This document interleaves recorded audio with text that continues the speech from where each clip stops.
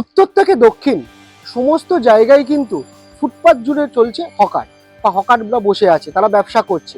তারা দু একদিন ব্যবসা করছে নয়, দীর্ঘদিন ধরে ব্যবসা করছে। আমরা এই মুহূর্তে হিন্দুস্তান পার্ক ও ট্রায়াঙ্গুলার পার্কে ফুটপাতে রয়েছি। সেখানে এসে আমরা যে চিত্রটা দেখছি, একের পর এক দোকান রয়েছে। আমার চিত্র সামনে শুভময়কে দেখাতে বলবো। খাবারের দোকান রয়েছে, জামা কাপড়ের দোকান রয়েছে। সেই দোকানগুলি পার্মানেন্ট স্ট্রাকচার করা হয়েছে এবং প্রত্যেকটা টিন দিয়ে শেড দিয়ে পার্মানেন্ট স্ট্রাকচার। কিন্তু স্ট্রাকচারটা হলো কি করে, কারা করে দিল, কে কে কোথা থেকে টাকা এলো? আমরা বেশ কিছু হকারকে যারা ব্যবসা করছে তাদের প্রশ্ন করেছি। অনেকে আমাদের প্রশ্ন শুনে এড়িয়ে গেছে, তারা বলছে আমরা কিছু বলবো না। কিন্তু আবার অনেকে পরিষ্কার জানাচ্ছে 2-3 বছর আগে তৃণমূল সরকারের আমলে এই হকারকে পার্মানেন্ট স্ট্রাকচার করতে বলা হয়েছিল।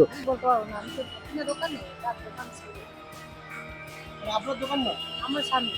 আপনার স্বামীর দোকান। আমার প্রশ্ন হচ্ছে আপনাদের কে বসায়? আমি সেটা জানি। এটা এখন কিছু বলতে পারবো না আমরা। কেন? এটা এখন কিছু বলতে পারবো না। এটা পার্মানেন্ট করেছিল আমাদের এখানে থেকে, যেটা আমাদের হকার ইউনিয়ন থেকে করেছিল। তখন টিএমসির আমলে হয়েছিল হকার ইউনিয়ন থেকে, তখন এটা পার্মানেন্ট দিয়ে সরকার থেকে এটা করা হয়েছিল, কিন্তু টাকা আমাদের কাছ থেকে নেওয়া হয়েছে। এই যে পার্মানেন্ট সেটটা করেছে, এটার জন্য টাকা আমরা দিয়েছি। ছেড়ে দিন না, সবাই যে যখন গতিতে আছে সে তখন করে। আমি এই করতে হবে, সে মমতা ব্যানার্জিও করেছে, সরকারকে উচ্ছেদ মমতা ব্যানার্জিও করেছে। কারণ এই যে রাজনীতির ব্যাপারে আমরা কিছু বলতে পারবো। আর যদি তুলে না, তুলে দাও। আমরা তো সাধারণ পিঁপড়ের মতন মরে যাবো, আবার কি হবে? বর্তমানে সরকার পরিবর্তন হয়েছে। পরিবর্তন হওয়ার পর যে পুরো আইন রয়েছে সরকারের, সেই পুরো আইনকে সামনে রেখে তারা বিভিন্ন জায়গায় নির্দেশ দিচ্ছে হকারদের এবং বলছে হকার ফুটপাত মানুষের হাঁটার জন্য, সেখানে বেআইনিভাবে দখল করে কোনো ব্যবসা করা যাবে না। করেছি, কিন্তু মমতা ব্যানার্জি মানে টিএমসি করতে বলেছে আমরা পয়সা দিয়ে করেছি। কিছু করার নেই, কি করবো? আমাদের কিছু করার আছে? আমরা ফুটে ব্যবসা করি, আমাদের ট্যাক্স দিই না, আমরা কোনো কিছু দিই না, আমাদের ফুটে বসতে দেয় না।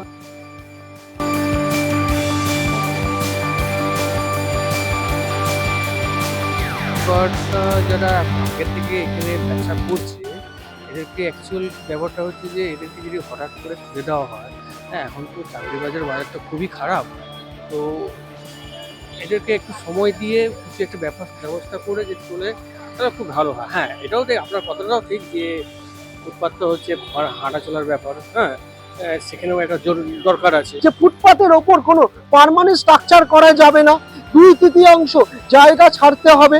এবং যে গুরুত্বপূর্ণ মোড়গুলো রয়েছে, যেমন ট্রায়াঙ্গুলার পার্ক, গড়িয়াহাট, রাসবিহারী, এই মোড়গুলো থেকে প্রায় 45 মিটার ভেতরে বসতে হবে। এবং তারা অনেকে আবার লাইসেন্স আছে বলে, কিসের লাইসেন্স সেটা দেখাতে পারছে, লাইসেন্স আছে বলে বলছে। তাহলে আমরা উঠবো কেন?